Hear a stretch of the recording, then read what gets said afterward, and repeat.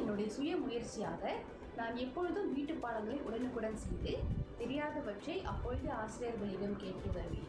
இதன் வழி என்னுடைய சந்தேகங்களை அப்பொழுது தெளிவுபடுத்திக் கொண்டு நான் தேர்வுகளில் இன்னும் தெளிவாக பதில் எழுதி சிறந்த தேர்ச்சியை பெற முடியும்.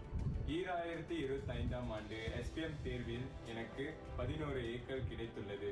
அதாவது 10 A+ மற்றும் 1 A-. தமிழ் மொழி பாடத்திலும் தமிழ் இலக்கியம் பாடத்திலும் எனக்கு A+ கிடைத்தது மிக மன நிறைவாக உள்ளது. எனக்கு 11 A+ கிடைச்சிச்சு. அந்த 11 A+ல தமிழும் தமிழ் இலக்கியமாக நான் தேர்வு பாடமாக எடுத்திருந்தேன். தமிழ் பள்ளியில் படித்தேன்னா இந்த தமிழ் இலக்கியமாக A+ எடுத்ததில் நான் ரொம்ப சந்தோஷமாக பெருமிதமாக போடுறேன்.